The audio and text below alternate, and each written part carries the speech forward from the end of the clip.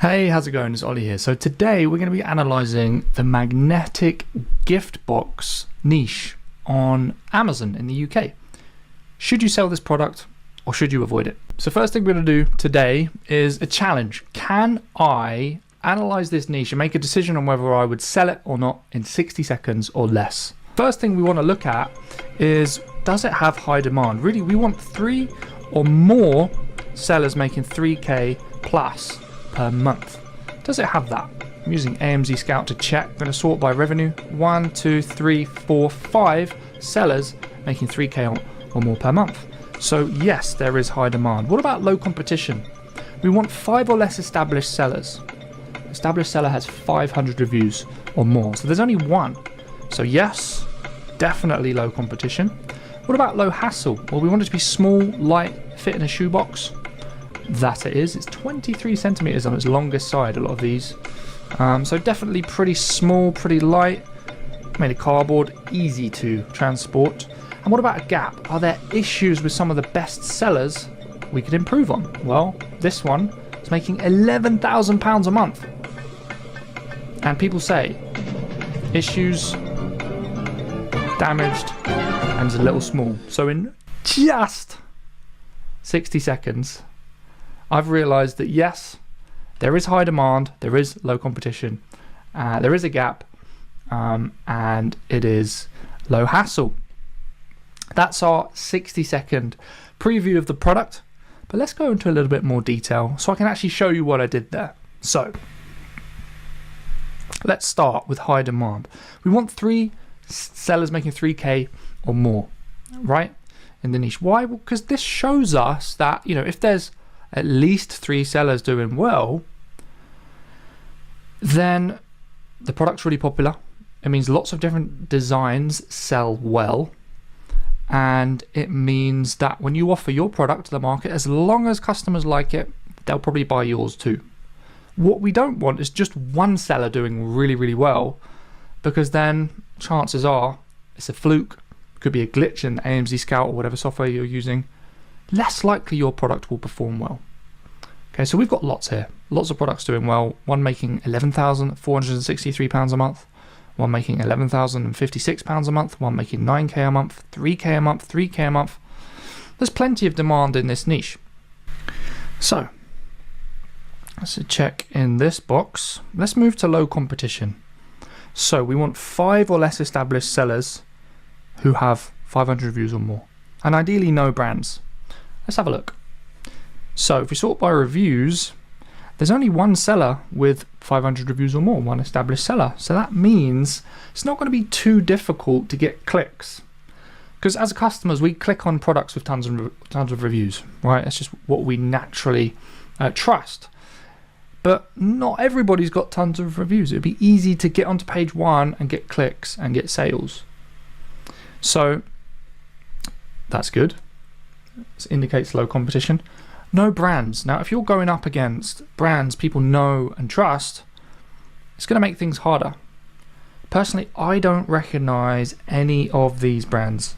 I don't think they would be brands that customers go, yeah, you know what? I know their products are good. I trust them, because they're all individual sellers, right? So I'm not intimidated by the brands I'd be going up against. It makes me feel even more confident that the product could work. Now let's break down low hassle. Now there's 4 things to look for here. You want to ask yourself the question, could you make it yourself? Now you're not going to have to, of course, right? You're going to be having a supplier do it, but if you could understand how the thing is made, what materials, how it's all pieced together, and you could in theory craft it yourself, that's a very good sign. It means it's simple to manufacture. So for example, take this box, which is literally a piece of cardboard with a magnet. I mean, I think I could make it if I really wanted to. Compare that to this microphone. I wouldn't know where to start, right? There's circuit boards, there's wiring, there's soldering, there's some kind of element in there which picks up sound, there's a mesh bit. I mean, it's really complicated. I wouldn't know how to make it. That's a sign that the manufacturing process is going to be way too difficult, and there's too much room for error. Too many things could go wrong. But as I said, this box, very easy. I could make it myself. Is it a low hassle category? So there's quite a few low hassle categories, but these are the main ones: home and kitchen, baby, office, pets, sports, and luggage. So which categories are these products listed under? Well, if we go to one of the listings and you scroll down to the product information kind of area, it's in stationery and office supplies, which is in our low hassle list. So that's looking good. Is it seasonal? Now this is an interesting one. Do you think magnetic gift boxes could be seasonal? I think the answer is yes. Right? Certain times of the year, people buy gifts more than others. Christmas, of course, and Valentine's Day, maybe Mother's Day, Father's Day. These will be peaks you'd expect across the year. With a seasonal product, we want to really know, in the down season, in the quiet season, the off season, does it still perform okay? So you'd still get some cash coming in. Way to check this is look at historical data for one of the best sellers. So I'm going to grab this one, which is making 11 grand a month. We're going to look at product history, and we're just going to focus on sales. Okay, so if we look at last year, this time last year, there was a peak in December for Christmas, which is understandable, and a huge peak here in February for Valentine's Day. So they're two peaks, but throughout the rest of the year, it does sell pretty well, right? Okay, yeah, we had 101 sales near Christmas time in a day, and I think there's probably 140 sales in a day for near Valentine's Day, which is understandable. But on the off season, let's take, July, we're still making 66 sales a day. Let's take another month. October, still making 45 sales a day, and it goes up and down, of course, but it's not too crazy. Like if we were looking at a Christmas tree, there'd be a massive peak in November, December. The rest of the year would be flat. That's what we don't want, of course. So yes, it is seasonal. So I'm going to put no, but we're going to keep in mind, it's not a deal breaker in this case. Dimensions, does it fit in a shoebox and is it under 1 kilogram? Yes, it is a small and light product. Alrighty. What about gaps in the marketplace? Is there something we could improve on? So when I analysed this really fast in 60 seconds, we saw that there were some problems, but let's dive a little deeper into them. So let's have a look at some of the 1-star reviews. Smaller than stated. Okay, so clearly people want a box big enough to put all the stuff they're giving to somebody inside. All right, cheap looking box. This is a quality issue. All right, could be room there in the market to charge more and make it a lot more premium, and just get people like Richard who want a really good quality product and are willing to pay a little more for it. This person says do not buy. I'm just trying to see why. One side completely come unstuck. Okay, so it's a quality issue. Too small, scuffed. Interesting. So yeah, what we're seeing here is there are issues, right? Some of them had quality problems. They're falling apart. The edges were coming off. In fact, in some of the reviews, they were missing some of the elements that the box came with. So there are issues, and people want a bigger box as well. So that could be a gap in the market. Are there bundles?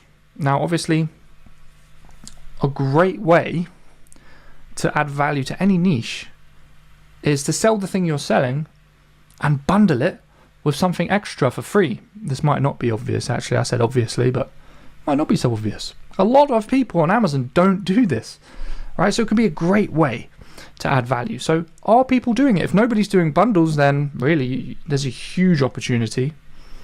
If we have a look at this one comes with an envelope, so that's technically a bundle. Let's have a look. This one has a light and some kind of tissue paper type of thing, and some envelopes and a card. So no, there aren't no bundles because people are bundling. All right. So by this point, we've had a look at the niche and we've really hit all the areas of the radar. So let's give this product a score. For high demand, there are 5 sellers making 3K or more, but we're just about to hit the peak season for this because it's end of January, almost Valentine's Day. it is good, the demand is good, but in the off season, it might look a little different. I'm going to give it, for that reason, a 12 out of 20. To get a 20 out of 20 in the demand, really, I would want it to have like, 5 sellers making 5k per month all year round, an evergreen product that performs perfectly. You don't always need that for your product to be great, but, if it was to get a 20, that's what you'd get. Low competition, well, there's only one established seller. There's no brands. It's pretty much as good as you can get, almost. So I'm going to give it 18 out of 20. Very easy to compete in this niche. What about low hassle? Well, you could definitely make it yourself. It's a very simple product. Low hassle category, definitely. It is a bit seasonal because it peaks when people give each other lots of gifts. Valentine's, Christmas. But the dimensions are good. So I'm going to give it a 15 out of 20 because we've got 1 out of 4 of those things. That's not there, but we've got 3 out of 4 that look good. Finally, gap in the market. There are issues. A lot of the products are too small. There's quality issues. But there are bundles. So it's not going to be easy as because you have a bundle, you're better than everyone else. You'll have to put a little thought into what's inside your bundle to make sure you stand out. For that, I'm going to give it a 13 out of 20 for gap. All right. So the last category we need to look at is hunch. What are we going to give this for hunch? How do I feel about it? Well, this is when I start to think about the price point, the seasonality, and just how I generally feel about the niche. Notice how I looked at all the data first before seeing how my gut feels about the product. That's always the way you should make decisions in business, right? Look at the data, get all the facts, the evidence, then see how you feel. This product seems like it would be good. It would be really red hot in December and February, definitely. So stock up loads for then. Watch you don't over order, because during the off season you might see a downtick in sales.